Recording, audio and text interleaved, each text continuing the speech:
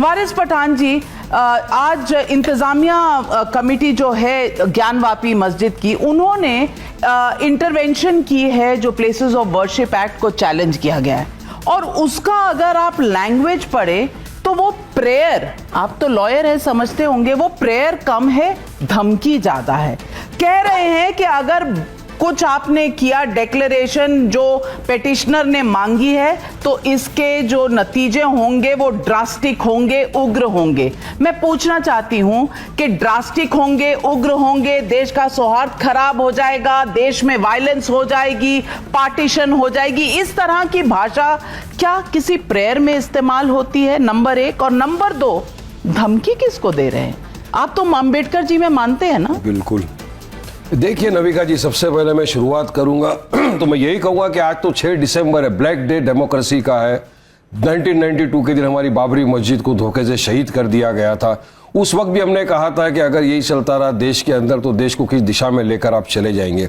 Places of worship act ये सब चीज़ को मद्देनजर रखते हुए बना था 1991 में कि आगे से जो भी धार्मिक स्थल हो 15 अगस्त 1947 तक के उसका आप नेचर कैरेक्टर चेंज नहीं कर सकते। मगर ये नहीं समझ रहे, ये बार बार लोअर कोर्ट्स में जाके सर्वे का ऑर्डर लाते हैं, सर्वे कराने की बात करते हैं। और आप हम तमाम ने देखा कि सर्वे के नाम के ऊपर ज्ञानवापी के अंदर क्या हुआ, हमारा वजू खाना सील कर दिया गया। सर्वे के नाम पर संभल में हमने तमाम ने देखा कि किस तरह से 5 मुस्लिम युवाओं का कत्ल कर दिया गया, शहीद हो गए 5 मुस्लिम युवा। और आपका टॉपिक ये जब जो मस्जिद कमेटी है जिसने गया है सुप्रीम कोर्ट में, उन्होंने साफ कहा है ना, हम तो पहले से बोलते आ रहे कि अगर आप इसी तरह सर्वे करते रहे, हिंदू मुसलमान के बीच में आप नफरत फैलाते रहे, तो हमारा देश तो वही 92 के एरा में चले जाएगा।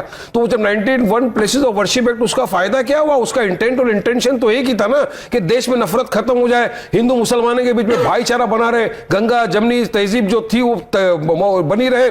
मगर आप तो सबको खत्म करने के चक्कर में आ गए। 1991 प्लेसेस ऑफ वर्शिप एक्ट आप मानते हैं? बिल्कुल मानते हो। तो उसमें कहा है कि एएसआई जो प्रोटेक्टेड मॉन्यूमेंट्स हैं उस पर वो लागू नहीं होती है। सुनिए, जब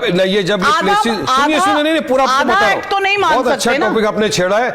जब पार्लियामेंट में लोअर हाउस और अपर हाउस में चर्चा हुई थी प्लेसेस ऑफ वर्शिप एक्ट को लेकर, उस वक्त सारी चीजों को मद्देनजर रखते हुए चर्चा किया गया था। उसमें एएसआई प्रोटेक्टेड मॉन्यूमेंट भी थे, उसमें जो प्लेसेस ऑफ वर्शिप जहां जहां मॉन्यूमेंट, दरगाह, मस्जिद वगैरह मंदिर थे, सब चीज को मद्देनजर रखते हुए चर्चा हुई और सबको मद्देनजर रखते हुए प्लेसेस ऑफ वर्शिप एक्ट 1991 बनाया गया। अभी आप अगर लाओगे कि नहीं उसके अंदर टेक्निकल ये निकाल के कि एएसआई हमको सर्वे अलाउड है, अरे एएसआई ने जो पिटीशन डाला था वो पिटीशन थी राइट ऑफ वे के लिए संबल में, लेकिन आधा एक्ट कभी भी आप सपोर्ट नहीं कर सकते, करना है तो पूरा करना होगा। लेकिन सुधांशु जी, ये वारिस भाई कह रहे हैं कि बड़ा डिस्कशन हुआ था।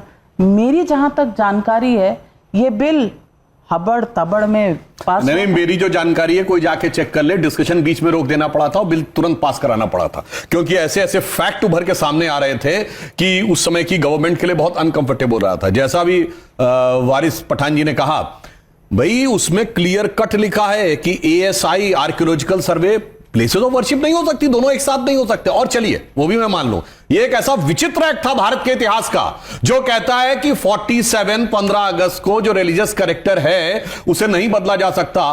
पर रिलीजियस कैरेक्टर की डेफिनेशन क्या है, ये एक्ट में कहीं नहीं लिखी। कौन कौन से मॉन्यूमेंट्स का क्या क्या रिलीजियस कैरेक्टर था ये कहीं डिफाइंड नहीं है। तो काशी विश्वनाथ में यही तो विषय है कि 15 अगस्त 47 को अगर वहां तहखाने में पूजा होती थी तो रिलीजियस कैरेक्टर तो 1993 में बदला गया। और जो संभल का इशू है वो आर्कियोलॉजिकल सर्वे के कंट्रोल में था 1947 में, वो ग्रेजुअली एक रिलीजियस उसमें कन्वर्ट हो गया। तो इसलिए अगर बिल्कुल टेक्निकल जाएं तो आपको बहुत साफ समझ में आता। और वैसे मैं एक बात ये कहना चाहूंगा कि साहब जो धमकी देने की बात है, तो आज आपने कहा ना 6 दिसंबर है, मैं बताना चाहता हूं 6 दिसंबर को रात 11:15 बजे, मैं यंग एज में मुझे याद है, छत के ऊपर 11:15 बजे बीबीसी हिंदी सेवा से का बुलेटिन आता था और उसमें बाला साहब ठाकरे जी ने कहा था कि अगर मेरे कारसेवकों पे यह आरोप है कि बाबरी मस्जिद उन्होंने गिराई तो हमें गर्व है, जो आज आपके साथ है। मगर मजे की बात है, शाही इमाम जो थे जामा मस्जिद के, इमाम बुखारी, उनका जानते हैं, कोई रिकॉर्डेड हो तो बीबीसी में जाकर कोई सुन सकता है। उन्होंने कहा बड़ी लो टोन में बाबरी मस्जिद मिसमार कर दी गई है, हम हर आदमी से ये अपील करते हैं कि अमन चैन बना के रखे। एंड द सेम शाही इमाम 1987 बोट क्लब की रैली, उन्होंने ये कहा कि राजीव गांधी सुन लो, तुम्हारी हुकूमतें हमारी कदमबोसी करके ही रही हैं। तुम्हारी मां भी हमारे आगे झुककर ही हुकूमत करती थी और तुम्हें भी झुकना पड़ेगा। और उन्होंने एक फ्रेज बोला था, ये किसी के पास पुरानी मीडिया रिपोर्ट हो तो जाके देख ले, उन्होंने कहा था ना, घबराओ मुसलमानों, खुदा की शान बाकी है, अभी इस्लाम जिंदा है, अभी कुरान बाकी है। वो काफिर हैं जो दिल में हंसते हैं, जाकर उन्हें बता दो अभी तो करबला का आखिरी मैदान बाकी है। और उन्होंने कहा था जिस दिन ये ईंट टूट गई एक भी, ये मुल्क इतने टुकड़ों में तकसीम होगा कि आप गिन नहीं पाएंगे। और मैं एक और लोग याद दिलाना चाहते हो, सबको याद होगा, लोग कहते थे जिस दिन राम मंदिर बन जाएगा उस दिन मिडिल ईस्ट के देश पेट्रोल देना बंद कर देंगे। आज राम मंदिर भी भव्य बना है, और सुनिए अबू धाबी में भी मंदिर बना है। और Bharat middle east Europe corridor भी बन रहा है। और मोहम्मद बिन सलमान G20 के बाद एक दिन एक्स्ट्रा रुके हैं भारत में व्यापार की बात करने के लिए। और लास्ट में एक बात और, सर गंगा जमनी तहजीब इसलिए है ना, दारुल उलूम देवबंद और मतलब देवबंदी और बरेलवी दोनों गंगा जमुना के मैदान में रहते हैं। सर जैसे ही अफगानिस्तान पाकिस्तान में चले जाते हैं एक दूसरे को मारने लगते हैं। अगर दसला फराद के मैदान में चले जाते हैं, सीरिया इराक में दूसरे को काटने लगते हैं। दो चीज का जवाब आपको दूंगा। एक तो बाबरी मस्जिद का आपने कहा, तो मैं तो आज भी बोल रहा हूं, मेरा मान्यता है। विष्णु जैन जी जुड़ चुके हैं, आपका स्वागत है। स्वागत। दो चीज सुधांशु जी ने बहुत कही, मैं उनके ये वापस याद दिलाता रहूंगा। सुधांशु जी, मेरी मान्यता तो आज भी है, मेरी आस्था आज भी है कि एक बार जहां मस्जिद थी है ता कयामत तक रहेगी। आपने धोखे से हमारी मस्जिद को शहीद कर दिया, लेकिन आज देश ने एक चीज देख लिया है पूरी तरह से, दुनिया ने एक चीज देख लिया कि सुप्रीम कोर्ट तक ने कह दिया था कि वहां पर कोई प्रमाण नहीं मिले कि मंदिर को तोड़ के मस्जिद बनाई गई है, लेकिन आज एक प्रमाण पूरा दुनिया देख रही कि मस्जिद को वाकई में शहीद करके तोड़ के आपने मंदिर में बनाया है। बात नंबर 2, आपने कही बाल ठाकरे साहब खुश हुए थे। बिल्कुल, बाल ठाकरे साहब और ये साथ में आजकल कांग्रेस और समाजवादी। 10 सेकंड, बहुत इंपॉर्टेंट टॉपिक आज की बोलना चाह रहा हूं मैं। अभी जो इलेक्शन गए, मुसलमानों ने भर भर के वोट दिया उद्धव ठाकरे की पार्टी को। कांग्रेस साथ में थी, समाजवादी साथ में थी। आज उद्धव ठाकरे शिवसेना का जो है, उनका जो मेन नेता है मिलिंद करके, उन्होंने ट्वीट किया। क्या ट्वीट करके बोल रहे मालूम है? हमको गर्व है, हमने बाबरी मस्जिद को शहीद कर दिया। सोचिए, 90% मुसलमानों के वोट लेने के बाद आज ये महाराष्ट्र के अंदर जो मुसलमानों के साथ धोखाबाजी, गद्दारी की जा रही है, इसका आप कौन जवाबदारी देगा? मैं तो कांग्रेस वाले को बोलूंगा, मैं तो समाजवादी वाले को बोलूंगा, मैं राष्ट्रवादी को बोलूंगा कि शरद पवार जी आइए, बताइए क्या आप इस बात का खंडन करते हैं या आप इस बात का सपोर्ट करते हैं कि 90% जिन्होंने आपको वोट दिया उनका नेता आके बोल रहा है कि हमको गर्व है, हमने बाबरी मस्जिद को गिराया। अब ये मुसलमानों के साथ धोखा नहीं हुआ तो क्या हुआ? ये मुसलमानों की पीठ में खंजर नहीं भोंका तो क्या हुआ? नहीं, पर ये बात करते हैं, आप बार बार बात करते हैं कि सुप्रीम कोर्ट की जजमेंट ने कहा कि यहां कोई मंदिर नहीं था। सुप्रीम कोर्ट ने कहा कि इसके नीचे एक स्ट्रक्चर था, लेकिन वो इस्लामिक नहीं था। एक मिनट, मैं बताता हूं। सुप्रीम कोर्ट ने जो कहा, उसने कहा 12वीं शताब्दी से पहले यहां पर कोई मंदिर था, उसका आर्कियोलॉजिकल एविडेंस नहीं मिला। और मैं चुनौती से कहता हूं, अगर आप डॉक्यूमेंट्री एविडेंस को नकार दें तो 6 दिसंबर 92 से पहले वहां कोई स्ट्रक्चर था, इसका कोई आर्कियोलॉजिकल एविडेंस आज नहीं है। जब कोई चीज डिस्ट्रॉय हो जाती है उसका कोई आर्कियोलॉजिकल एविडेंस नहीं बचता है। और एक बात मैं इनसे कहना चाहूंगा, ये लोग कैसे लड़ाई लगाते हैं। सुनिए, इसी हिंदुस्तान में सर, एक मिनट, इसी हिंदुस्तान, सर पूरी बात सुन लीजिए। इसी हिंदुस्तान में एक और मस्जिद तो शहीद हुई, चरारे शरीफ, सदियों पुरानी मजार जलाकर खाक कर दी गई और मस्तगुल पाकिस्तान भाग गया। एक मुसलमान उसके लिए छाती नहीं पीटता। और किस लिए शहीद की गई? कि मजार कुफ्र है। बताइए, मुसलमानों की सबसे बड़ी मस्जिद, एक मिनट सर, हजरत बल, जहां मोहम्मद साहब का बाल रखा है, जिसे मुई मुकद्दस कहते हैं, वहां पर आतंकवादी घुस के कब्जा कर लिए। किसी ने नहीं कहा कि वो नापाक हो गई। इनको लड़ाई लगवानी मुसलमान में। इसलिए सुप्रीम कोर्ट ने जिसे डिस्प्यूटेड स्ट्रक्चर कहा, विवादित ढांचा कहा, उसे बाबरी मस्जिद कह कहकर इन लोगों ने लड़ाई लगाने का काम किया। कुछ नहीं, बाबरी मस्जिद थी है ता कयामत तक इंशाअल्लाह ताला रहेगी। और हम 6 दिसंबर 1992 के दिन हुआ, उसको हम ब्लैक डे डेमोक्रेसी का बोलते रहेंगे। और एक मस्जिद आपने छीन लिया सुधांशु जी, अब और हम मस्जिद आपको छीनने नहीं देंगे इंशाअल्लाह। संविधान के दायरे में रहकर नहीं, ये धमकी है क्या?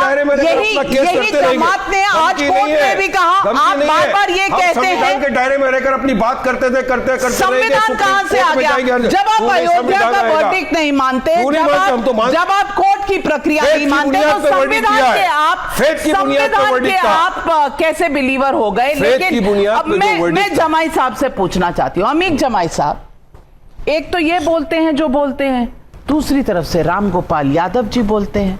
राम गोपाल यादव जी कहते हैं छोटे छोटे जज देश में आग लगवा रहे हैं। आज उन्होंने कहा हाँ होगा ही।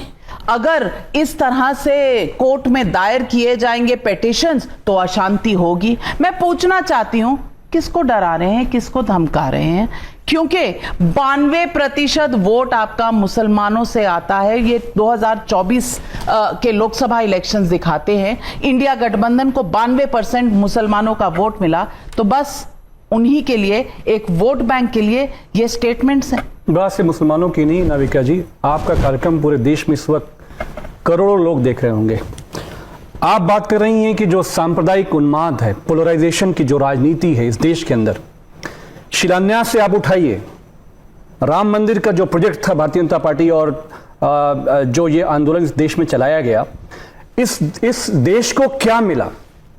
आखिर में सुप्रीम कोर्ट के मामले में इस देश के हिंदुओं ने, मुसलमानों ने मिलकर, और विशेषकर मुसलमानों ने मिलकर आगे बढ़कर अपने देश के हिंदू भाइयों के लिए, सौहार्द के लिए, आइडिया ऑफ इंडिया के लिए, भाईचारे के लिए, हमने कहा ठीक है, अगर इससे इस मुल्क में अमन आता है तो जो सुप्रीम कोर्ट कहेगी, एक ईटा पूरे देश में, एक नाराजगी का इजहार, एक प्रेस नोट पूरे देश में मुसलमान जारी नहीं करेंगे। और जो लोग इसके जानकार हैं वो ये जानते हैं कि सुप्रीम कोर्ट के बाद जब फैसला आया तो इस देश के सब लोगों ने माना। लेकिन क्या जब प्रधानमंत्री जी हमारे देश के विकसित भारत, पता नहीं कौन सा भारत, और इस देश में आप देखिए दूसरी तरफ 65% माएं इस देश में पहली बार जब वो मां बच्चा पैदा करती हैं तो कुपोषण है। इस देश के अंदर 70% विश्वविद्यालयों में, सुधांशु जी संसद में हैं, इनको आंकड़े बहुत पता हैं, शिक्षक नहीं है हमारे देश के विश्वविद्यालयों में। और ग्रामीण उत्तर प्रदेश चले जाइए, हमारा ग्रामीण भारत में चले जाइए, सेप्ट्रान का टैबलेट अस्पताल में नहीं मिल रहा है। झांसी में क्या हुआ? एनआईसीयू के अंदर वो बच्चा कौन था जिसने अभी आंख भी नहीं खोली थी? हिंदू था, मुसलमान था, मंदिर में जाएगा, मस्जिद में जाएगा, बौद्ध मंदिर में जाएगा, जैन मंदिर में जाएगा, किसी को नहीं पता। इसीलिए अखिलेश यादव जी कहते हैं कि इस देश में पॉजिटिव पॉलिटिक्स कब होगी। पॉजिटिव पॉलिटिक्स का मतलब यह है कि जब प्रधानमंत्री जी जो कहते हैं वो करते क्यों नहीं है? क्या यह बात सही नहीं है कि पुष्पमित्र शुंग का जब हम इतिहास में जाएंगे, हम इतिहास के छात्र रहे, स्टूडेंट रहे, पुष्पमित्र शुंग ने इस देश के अंदर यहां से लेकर अफगानिस्तान तक, नाविका मैम, पूरे देश में उसने जो है बौद्ध मठों को जमीन में दफना दिया। आपका नाम बताइए, हवा मत दफना दिया था। कोट करिए सोर्स, और करिए, हवा में झूठ मत बोलिए, सोर्स कोट करिए, सोर्स कोट करिए, सुधांशु सोर्स करिए, और एविडेंस नहीं, एविडेंस किताब बताइए, सोर्स किताब बताइए, और सुनिए, फैक्ट पर बात जैन मंदिर, अच्छा ये जैन मंदिर, गुजरात में जैन मंदिर, जहां भारतीय जनता पार्टी को मौका मिलता है जैन समाज पे चढ़ाई करने का काम करते हैं, और एक सैकड़ों साल पुरानी मंदिर पे हिंदू समाज के लोगों ने कब्जा कर लिया। और गोमती एविडेंस है, गोमटगिरी आंकड़े हैं, गोमटगिरी, गोमटगिरी मध्य प्रदेश में क्या हुआ? कोई डॉक्यूमेंटेशन है जिसके बेसिस पर आप ये गोमटगिरी मध्य प्रदेश में क्या हुआ? हमारे जैन साहब बैठे हैं, हो सकता है कि गैर हिंदू हैं, जैन समाज की भी इनको थोड़ा चिंता हो, ये बता देंगे। गोमटगिरी में हिंदू समाज के लोगों ने मंदिर को कब्जा किया। मेरा सवाल सिर्फ ये है कि ये जो हजारों साल के इतिहास हैं, मंदिर खोदना, मस्जिद खोदना, बौद्ध मत खोदना, जहां पे जिस मंदिर में जाइए बुद्धा की मूर्तियां निकलती हैं, कल लोग आएंगे कहेंगे साहब मंदिर गिराइए, मंदिर का सर्वे कराइए, बड़ा यही होगा इस देश के अंदर। मैं सुधांशु जी से पूछता हूं, प्रधानमंत्री जब ये कहते हैं कि हम इस देश को दुनिया में आगे ले जाना चाहते हैं, दुनिया में हम नेता बनाना चाहते हैं, आप नेता नहीं, इस देश को आग लगाकर खाक कर देना चाहते हैं। अब मैं बताता हूं सरेआम कैसे झूठ बोलता है कोई व्यक्ति दिखाई पड़ रहा है। अभी वारिस पठान ने बोला, जूनागढ़ गुजरात में क्या हुआ? पूरी बात बोले, अब आप बोल चुके सर, जैन मंदिर कब्जा किया आपने? आप बोल चुके, आपने जैन मंदिर कब्जा किया कि नहीं? सर बोल, गोमटगिरी मध्य प्रदेश में जैन मंदिर पर कब्जा हुआ कि नहीं? अब आप बोल, हम जाए क्या तरीका है? जाए, बोल चुके ना। अरे हम कह रहे हैं हमें बोलने की जाए, दंगा करवाएं, कुछ करवाइए, जैनों को लड़वाएं, हिंदुओं धमकी किस बात की है? ये धमकी किस बात की है? यही देश में संविधान है, कोर्ट जाइए। अब देखिए अमीक जमाई जी ने आए बाएं साएं बोला। अभी उसका पहला प्रमाण ये कह रहे हैं मुसलमानों ने बड़ा उदार हृदय दिखाया और सुप्रीम कोर्ट को स्वीकार किया। भैया कान में तेल डाले बैठे थे वारिस पठान तो बोले कयामत बाबरी मस्जिद रहेगी और हम हमेशा मानते हैं। मेरे भाई एक तरफ ये बोल रहा दूसरी तरफ ये बोल रहा, सरेआम झूठ इसे कहते हैं। अब आइए आपने इस प्रकार की बात कही कि बौद्ध धर्म को नष्ट किया गया तो मेरे बात आप नहीं बता पाए। मैं किताब का नाम बता रहा हूं। नहीं। अरे भाई आप अभी तो मत बोलिए, आप बोल चुके हैं। रोमिला थापर से लेके इरफान हबीब से लेकर सबकी किताब कोट कर दूंगा। आप किताब कोट करो। क्या पुष्पमित्र सुन आपका हीरो है? ओके आपका हीरो है? भैया चिल्लाओ नहीं, जाओ किताब कोट करो। आपका हीरो है? अरे भाई किताब कोट कर रहा हूं। पुष्पमित्र सुन आपका हीरो है? आपका हीरो है? अपने टाइम में बोलेंगे, दूसरे में अमीक किताब का नाम बताइए। किताब का नाम है अशोकावदान, जो अशोक की ऑटोबायोग्राफी है। मेरा भाई कान खोल के सुन। अशोक हुआ 263 बीसी में, पुष्यमित्र हुआ 182 बीसी में। 90 साल के बाद अशोकावदान में पुष्यमित्र का उल्लेख कैसे आया? जैसे 2000 साल बाद कोई कहे गांधी की ऑटोबायोग्राफी में मोदी का उल्लेख। अब चुप रहिए, सुनिए। हुकूमत खत्म करके कब्जा करा। शुंग डायनेस्टी कैसे बनी? क्या तरीका है भाई? शुंग डायनेस्टी कैसे बनी? आप झूठ बोलेंगे मैं रोकूंगा आपको। आप झूठ बोलेंगे मैं रोकूंगा आपको काउंटर कर शुंग डायनेस्टी कैसे बनी? मैंने नहीं बोला, आप सोच नहीं कोट कर पाए, आप हवा बोल रहे थे। आप सुनो जनी अमीक जमाई कान खोल के सुनो। आरएसएस की किताब समझ बोलिएगा। आरएसएस की किताब समझ बोलिएगा। क्या तरीका है ऐसे बदतमीजी करने? ये तरीका नहीं होता डिबेट का। अमीक जमाई अब सुनो कान खोल के। हाँ। डॉक्टर अंबेडकर ने लिखा writings and speeches of Babasaheb Ambedkar, सरकारी किताब है, publish by Maharashtra government in 1987, then republish by central government in January 2014 by ministry of social justice and empowerment. सुना उसमें है chapter number 9 decline of Buddhism, page number 229। उसका last paragraph में लिखा हुआ है there is no doubt about it that the destruction of Buddhism was done by the invasion of मुसलमान। नरेंद्र मोदी के गुजरात में जैन मंदिर पे हमला हुआ। जैन में 1000 साल पहले जा रहे हैं। 1000 साल पहले किया। जहां ताकत में आते हो, ज्यादा पढ़े लिखे, जहां ताकत में आते हो माइनॉरिटीज पे हमला करते हो, चाहे वो जैन हो, सिख हो, मुसलमान हो। यही इतिहास है आपका। अच्छा चलिए बीच में चलो हिंदू मुस्लिम की बात अलग है। सुनो, अरे भाई सुनो, जहां सिर मस्जिद है वहां धमाके श्रीनगर में क्यों गिरा? बताओ पेशावर में धमाके श्रीनगर में हमला बताओ, अफगानिस्तान में धमाके क्यों होते? बताओ सीरिया में धमाके क्यों होते? हमला क्यों किया? सिर मस्जिद में धमाके क्यों होते? श्रीनगर पे हमला जाओ मत करो। श्रीनगर पे हमला किया। सोर्स तुम्हें नहीं पता था, एक किताब नहीं पता था, और जब सोर्स को करने लगे तो अनफेक्ट करने लगे।